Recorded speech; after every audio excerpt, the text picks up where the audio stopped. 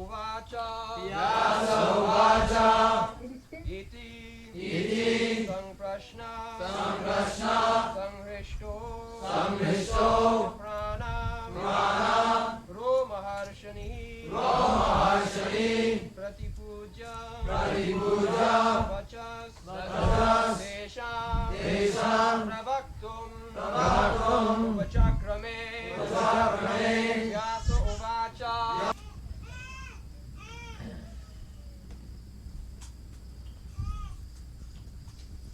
इति संप्रश्न संहृष्टो विप्राणां रोमहर्षणि प्रतिपूज्य वचस्तेषां प्रवक्तुम् उपचक्रमे।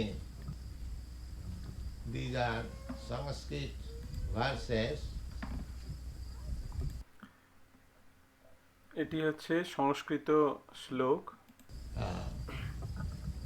I know most of you are not conversant with this language.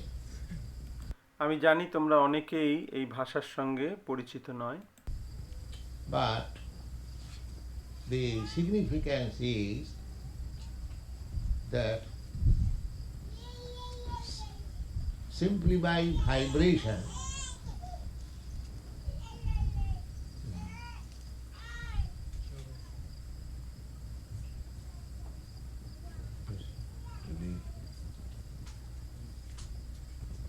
People have young children, perhaps they could take them away while the lecture is going on. They don't make noise, disturb people from here.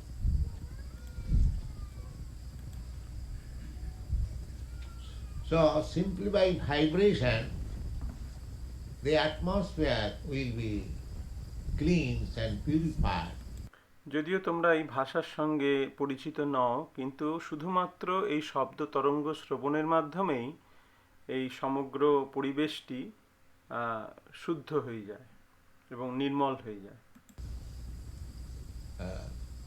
Just like when there is thundering sound in the sky, it does not require to understand by any particular language. যেমন যখন বজ্রপাতের আওয়াজ হয়, তখন সেই শব্দ বোঝার জন্য কোনো ভাষার প্রয়োজন হয় না। That very vibration and the origin of creation is sound. The grosser elements are visible, but the creation takes place from finer elements. স্থূল উপাদানগুলি, জড় সৃষ্টির স্থূল উপাদানগুলি দৃশ্যমান, কিন্তু এই সৃষ্ট হয়েছে সূক্ষ্ম উপাদানগুলি থেকে। The sound is the symptom of the sky. আকাশের গুণ হচ্ছে শব্দ। By sound we can understand that there is sky, ether. শব্দের মাধ্যমে আমরা বুঝতে পারি যে এখানে আকাশ রয়েছে। Then by sound vibration there is circulation of air. তারপর সেই শব্দ তরঙ্গের প্রবাহের মাধ্যমে বায়ু চলাচল করে। And you have got practical experience when there is very loud sound vibration. Sometimes there is very strong wind also. এবং তোমাদের প্রত্যক্ষ অভিজ্ঞতা রয়েছে, যখন খুব জোরে শব্দ হয় তখন তার সাথে খুব জোরে বায়ুও প্রবাহিত হয়। So by sound vibration wind is started. তাই এই শব্দ তরঙ্গের মাধ্যমে বায়ুর চলাচল শুরু হয়। And by strong wind electricity is produced.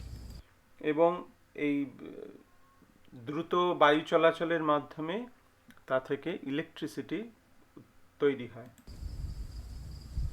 From electricity, water is produced, এই বিদ্যুৎ থেকে জল উৎপন্ন হয়, perspiration. ঘর্ম, And from water, earth is produced. এবং জল থেকে ভূমির তৈরি হয়, ভূমি, পৃথিবী, মাটি। So, sound is the original element of creation. তাই জড় সৃষ্টির মূল উপাদান হচ্ছে শব্দ। In Sanskrit language, it is called Shabda Brahma. সংস্কৃত ভাষায় একে বলা হয় শব্দ ব্রহ্ম। Brahma, or the absolute truth, is first appear.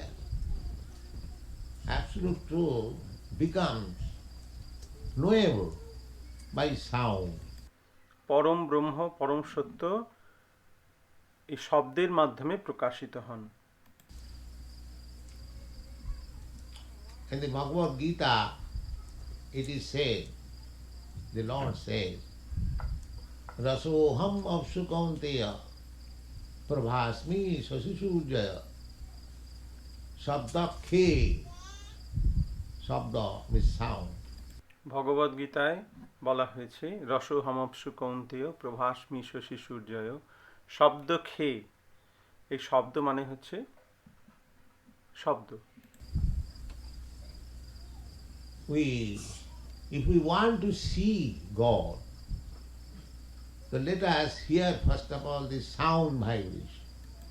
যদি আমরা ভগবানকে দেখতে চাই তাহলে সর্বপ্রথম আমাদের এই শব্দ শ্রবণ করতে হবে, Because that is the beginning. কারণ সেটাই হচ্ছে শুরু। In the Bible also it is said, the Lord said, let there be creation, and there was creation. বাইবেলেও বলা হয়েছে যে প্রভু বললেন এখন সমস্ত কিছু সৃষ্টি হোক, এবং সঙ্গে সঙ্গে সবকিছু সৃষ্টি হলো। So let there be creation. This is sound, transcendental sound. তো সমস্ত কিছু সৃষ্টি হোক ভগবান বললেন, এটি শব্দ, চিন্ময় শব্দ। So one who says this word, let there be creation, he is not within the creation. তো যিনি এই কথাটা বললেন যে সমস্ত কিছু সৃষ্টি হোক, তার মানে তিনি এই সৃষ্টির অংশ নন। Because God is speaking, let there be creation, means he is existing before creation. তার মানে এখানে যিনি বলছেন অর্থাৎ ভগবান, তিনি বলছেন সমস্ত কিছু সৃষ্টি হোক, তার মানে সমস্ত কিছু সৃষ্টি হওয়ার পূর্বেও তিনি ছিলেন। So God is not within the creation. তো ভগবান এই সৃষ্টির অংশ নন।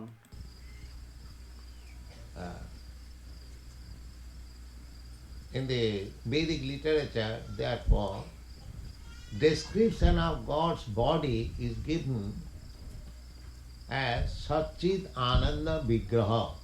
তাই বৈদিক সাহিত্যে ভগবানের দেহকে চিন্ময় দেহকে বলা হয়েছে সচ্চিদানন্দ বিগ্রহ।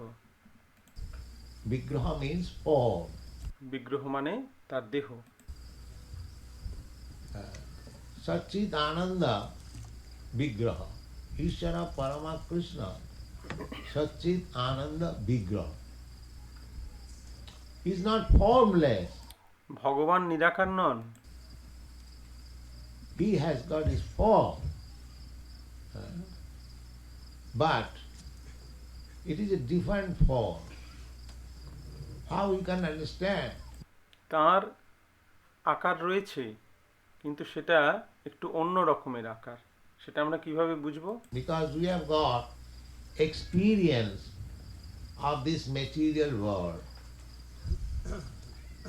We cannot see anything subtle. যেহেতু আমাদের সমস্ত ধারণাই এই জড়জগতের পরিপ্রেক্ষিতে, তাই আমরা সূক্ষ্ম বস্তু সম্বন্ধে ধারণা করতে পারি না। দেখতে পাই না, সূক্ষ্ম বস্তু আমরা দেখতে পাই না, Gross things we can see. কেবলমাত্র স্থূল বস্তুই আমরা দর্শন করতে পারি। Therefore, we can understand by our thoughts what kind of form God has got. তাই আমরা আমাদের চিন্তার মাধ্যমে আমরা বুঝতে পারি যে ভগবানের আকারটি কিরূপ। Satchit Ananda Vigraha. Sat means eternal. ভগবান সচ্চিদানন্দ বিগ্রহ। সৎ কথার অর্থ নিত্য। Chit means knowledge. And Ananda means blissful. চিত মানে পূর্ণ জ্ঞানময় এবং আনন্দ মানে আনন্দময়। So, if we compare with our body, then we can understand what is Satchit Ananda Vigraha. যখন আমরা আমাদের দেহের সঙ্গে এটিকে তুলনা করি তখন আমরা বুঝতে পারি সচ্চিদানন্দ বিগ্রহ কি। Sat means eternal. সৎ মানে নিত্য। Then if we compare with our body, this body is not eternal. It is destructible. আমাদের দেহের সঙ্গে যদি আমরা তুলনা করি তাহলে আমরা বুঝতে পারবো যে আমাদের দেহটি নিত্য নয়, এটি নশ্বর। It has got a history. It is produced at a certain period. It exists for a certain period. It grows. It gives some byproduct. Then it becomes older and older and then vanishes. No more. এই দেহের একটা ইতিহাস আছে, সেটা এক সময় তার জন্ম হয়েছিল, তারপর ধীরে ধীরে বৃদ্ধিপ্রাপ্ত হয়েছে, কিছু ফল প্রদান করেছে এবং তারপর সেটা ধীরে ধীরে বার্ধক্য দশা প্রাপ্ত হয়ে অবশেষে বিনাশ হয়ে যাচ্ছে। That is our practical experience, we know. এটা আমাদের বাস্তব অভিজ্ঞতা থেকে আমরা দেখতে পাই। But God's body is eternal. কিন্তু ভগবানের দেহ নিত্য। Therefore, He hasn't got a body like this.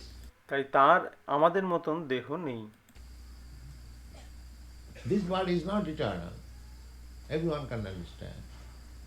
But His body is eternal.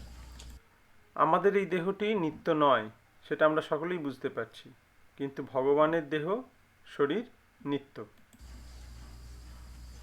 Another symptom, Sat Chit. Chit means knowledge.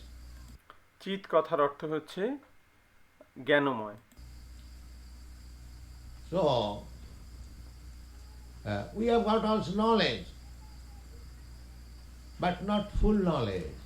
আমাদেরও জ্ঞান রয়েছে কিন্তু পূর্ণ জ্ঞান নেই। That has been described in the beginning of Srimad Bhagavatam. Shrimad ভাগবতের শুরুতেই সেই কথা বলা হয়েছে। What is the nature of God? Nature of God is described. Janmadasya jataha.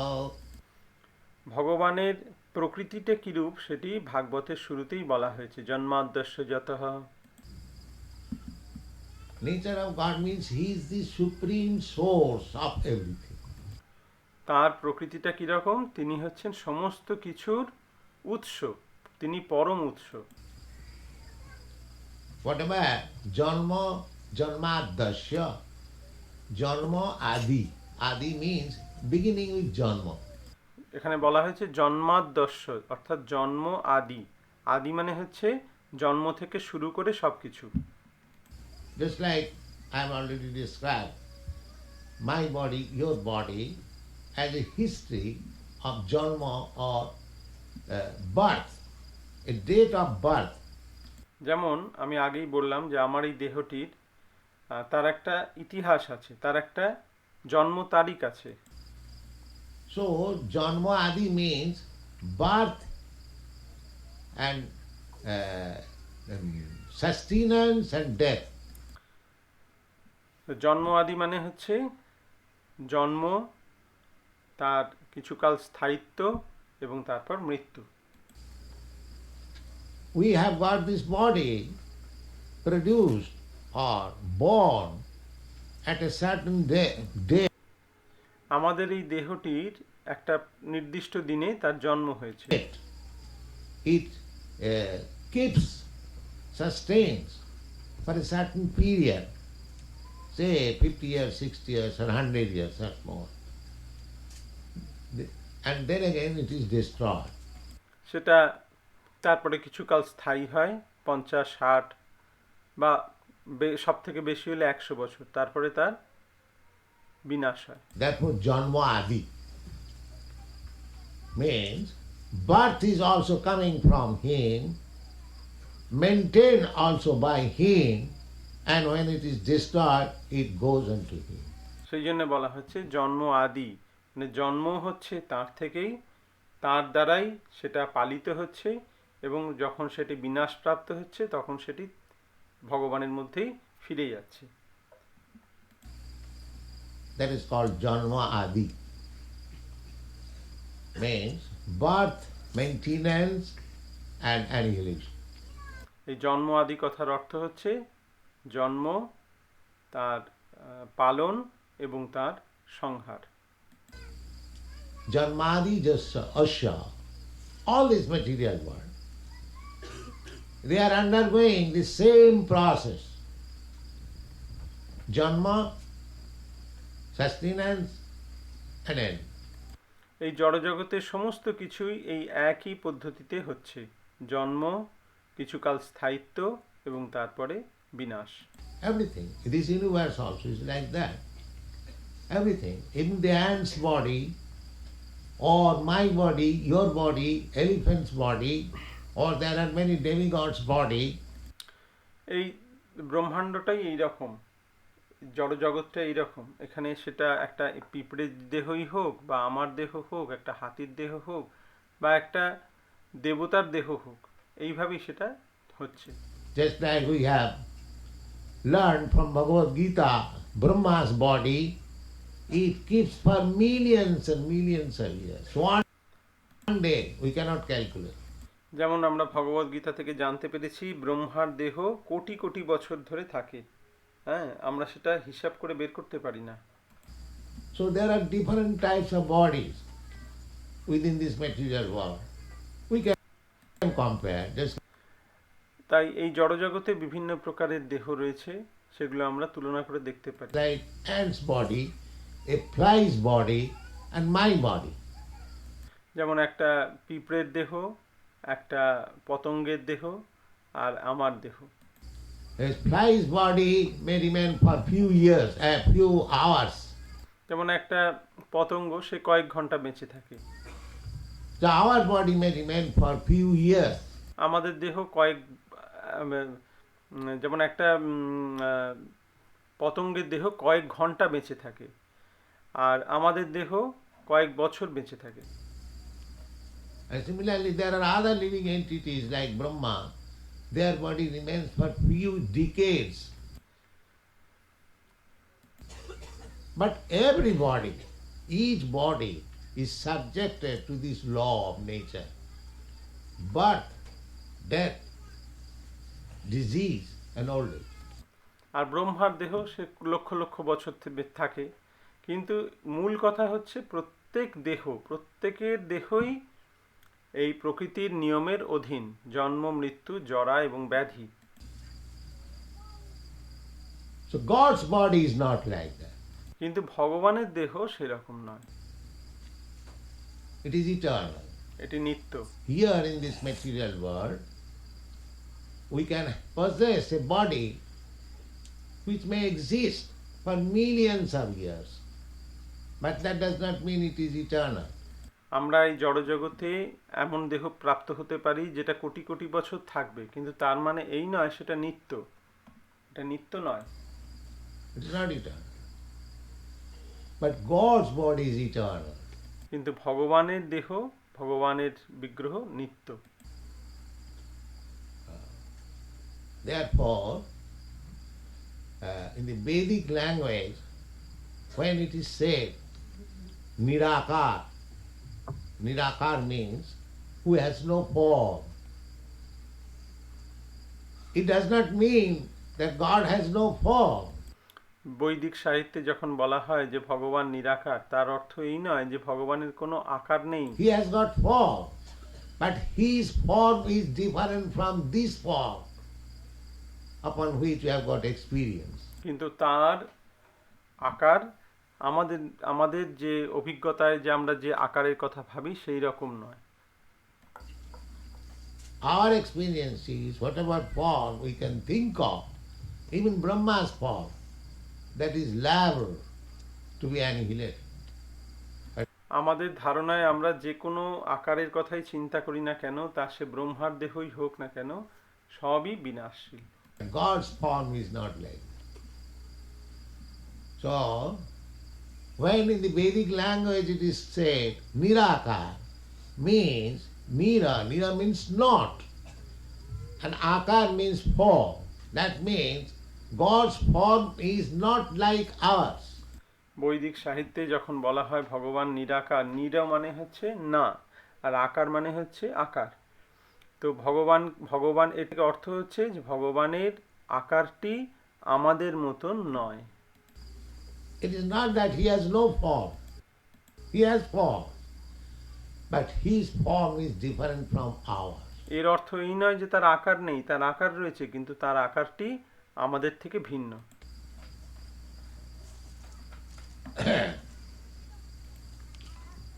And knowledge. Now knowledge, so far our knowledge is concerned, it is very limited. এখন জ্ঞানের কথা দেখলে বোঝা যাবে যে আমাদের জ্ঞান সীমিত। We do not know. We can have some experience of our present knowledge, but we do not know what was in the past and what is going to happen in the future. আমাদের বর্তমানের কিছু জ্ঞান থাকতে পারে, কিন্তু অতীতে কি হয়েছিল বা ভবিষ্যতে কি হবে সেই সম্বন্ধে আমাদের কোনো জ্ঞান নেই। Present also, our knowledge is imperfect. এমনকি বর্তমান সম্পর্কেও আমাদের যে জ্ঞান সেটিও অপূর্ণ। Just like we are seeing the sun daily. But what is our experience? যেমন প্রত্যেক দিন সকালে আমরা সূর্যকে দেখছি, কিন্তু তার সম্বন্ধে আমাদের ধারণা কি?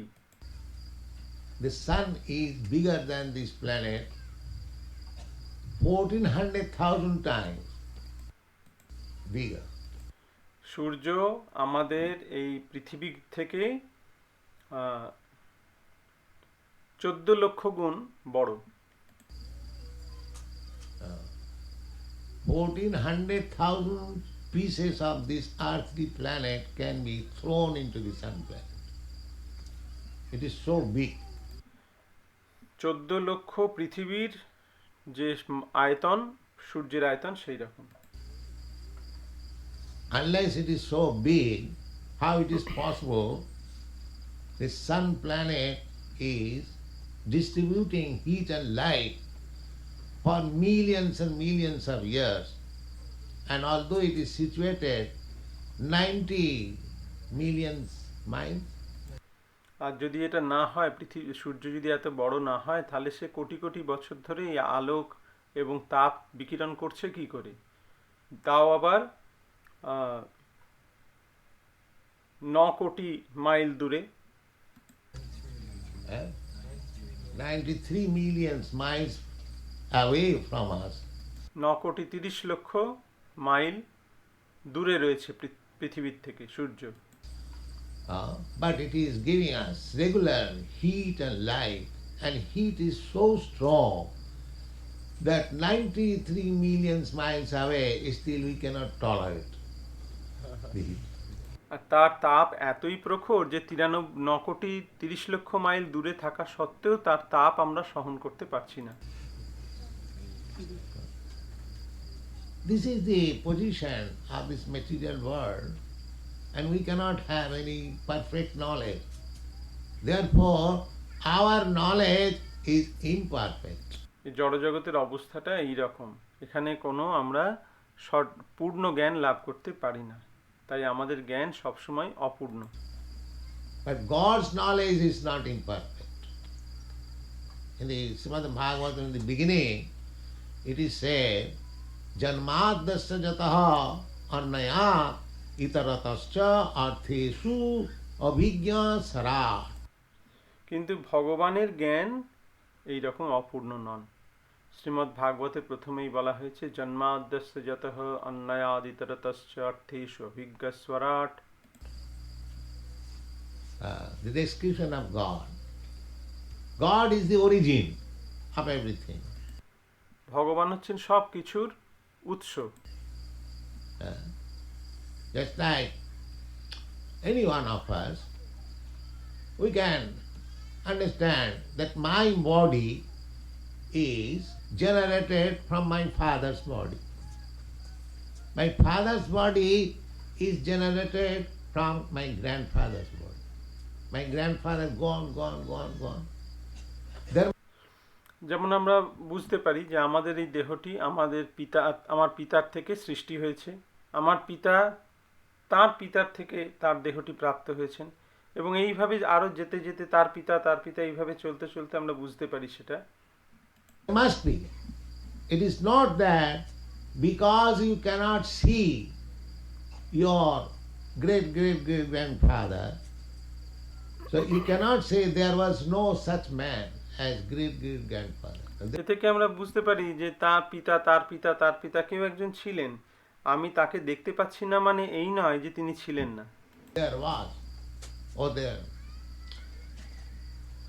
Similarly, if we go on searching out what is the original father, that is God. Father must be there. এবং এইভাবে যদি আমরা অনুসন্ধান করতে থাকি তাহলে আমরা চরমে দেখব যে আমাদের পরম পিতা হচ্ছেন ভগবান। পিতা অবশ্যই রয়েছেন। Therefore, in every religion, God is accepted as the supreme father.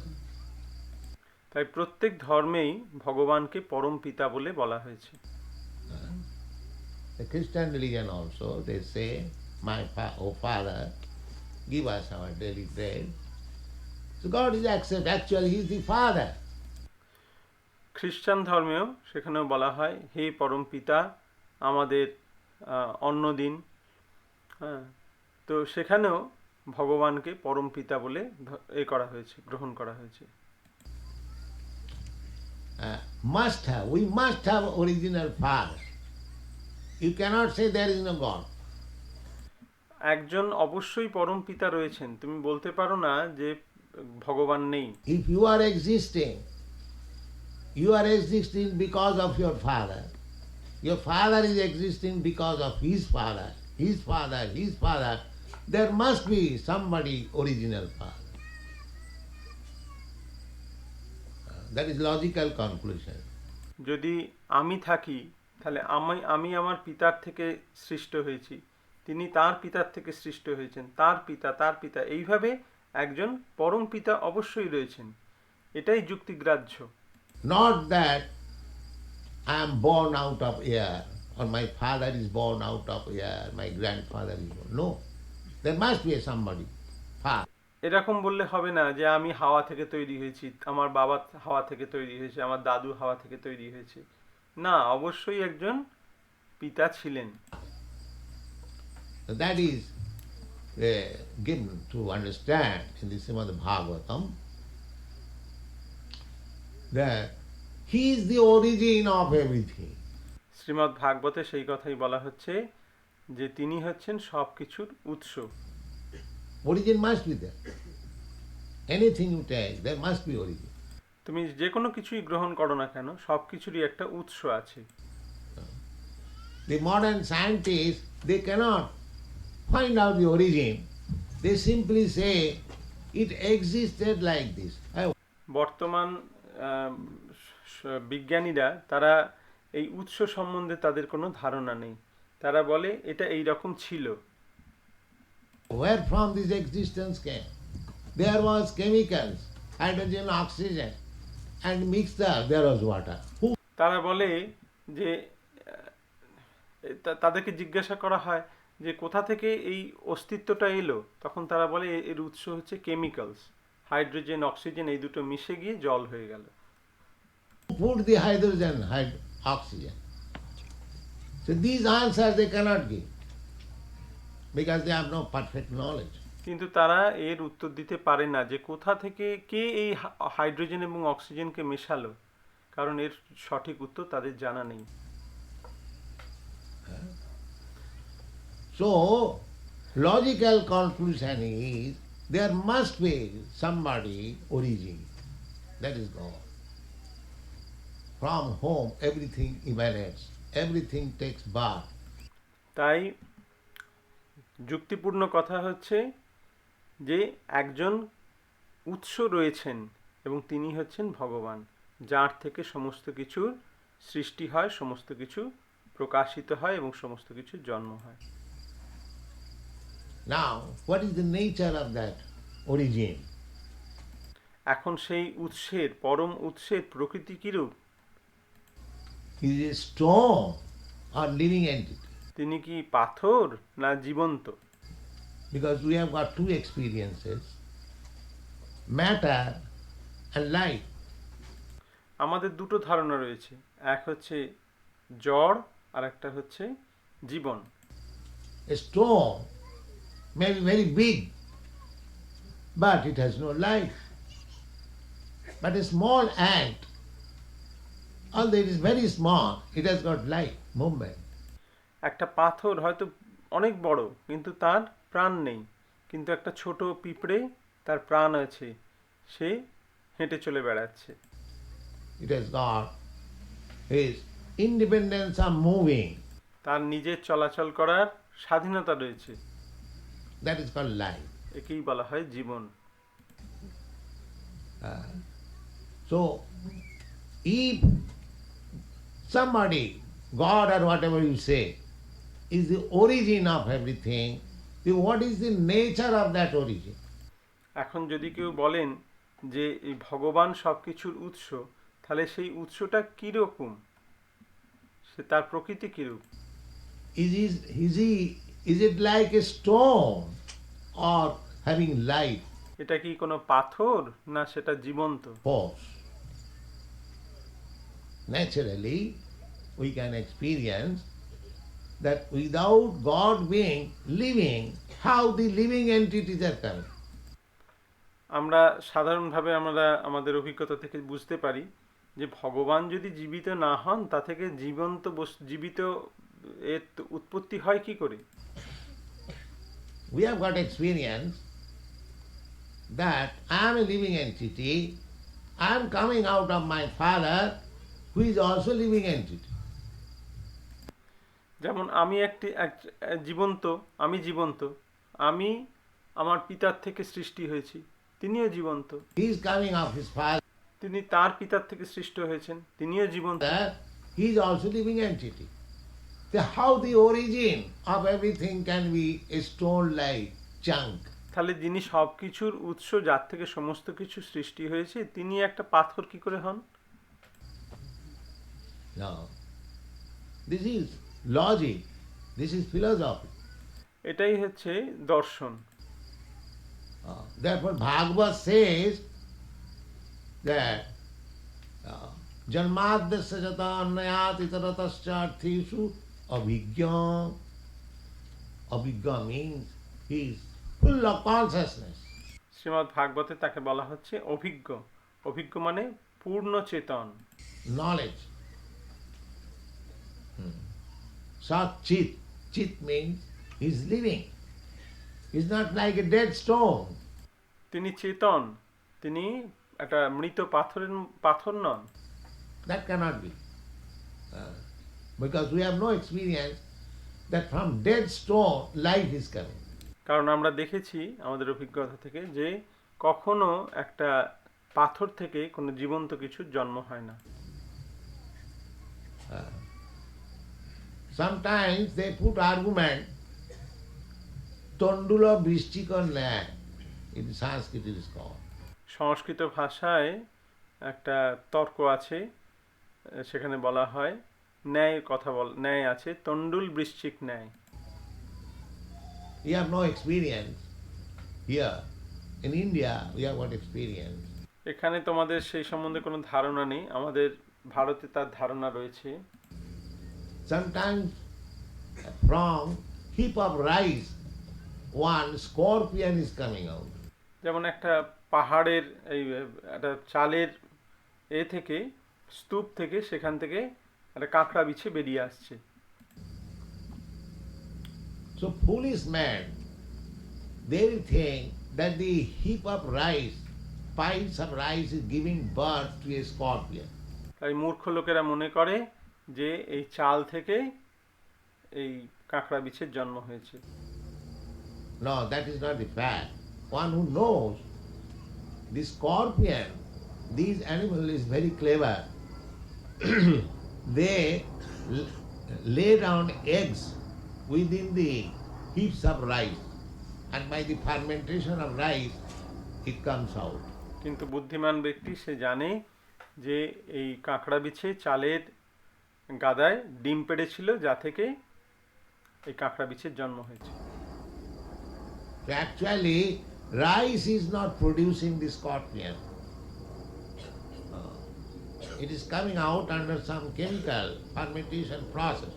তাই চাল থেকে কাঁকড়া বিছের জন্ম হচ্ছে না, এই চালের ফার্মেন্টেশনের ফলে সেখান থেকে কিছু কেমিক্যাল প্রসেস হচ্ছে, কিছু রাসায়নিক ঘটছে, তা থেকে সেখানে যে ডিম ছিল তা থেকে কাঁকড়া বিছের জন্ম হচ্ছে।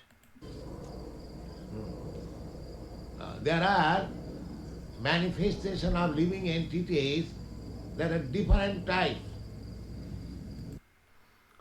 বিভিন্ন প্রকারের জীব রয়েছে। Udvija, just like trees, they are coming out of the seed. উদ্ভিজ্জ, যার অর্থাৎ গাছ, যেটা বীজ থেকে যার জন্ম হয়। If the seed is sown on the ground under favorable condition, it comes out.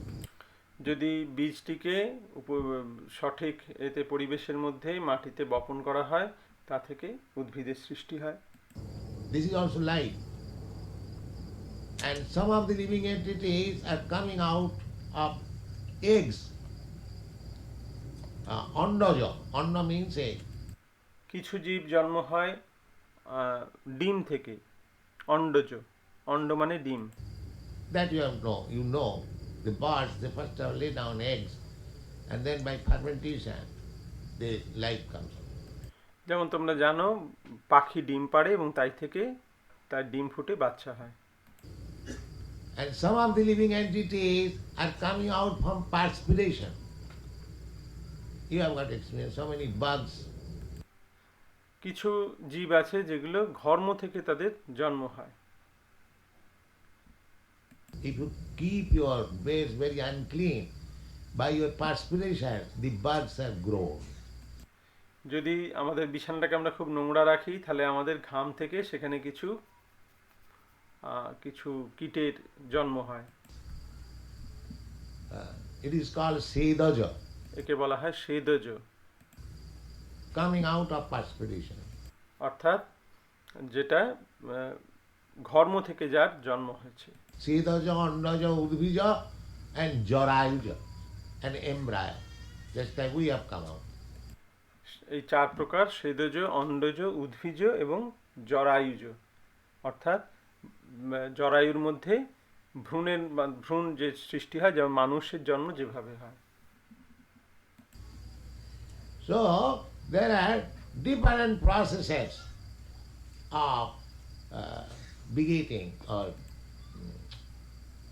giving birth to a living entity, but God is origin. তাই বিভিন্ন প্রকারের জন্মের প্রক্রিয়া রয়েছে, কিন্তু ভগবান হচ্ছেন সবকিছুর উৎস।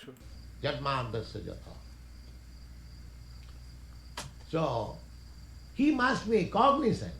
He must know everything, otherwise how he can be created? তাই তিনি হচ্ছেন সবকিছুর সম্বন্ধে তার জ্ঞান রয়েছে,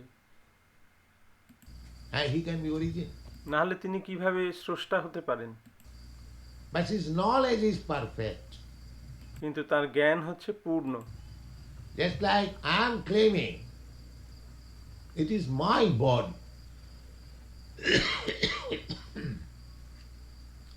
But when the body, there is some disarrangement, then I do not know how it has happened. যেমন আমি বলছি যে এটা আমার দেহ, কিন্তু সেই দেহের মধ্যে যখন কিছু গোলমাল দেখা দেয় তখন আমরা বুঝতে পারি না যে সেটা কি করে হলো।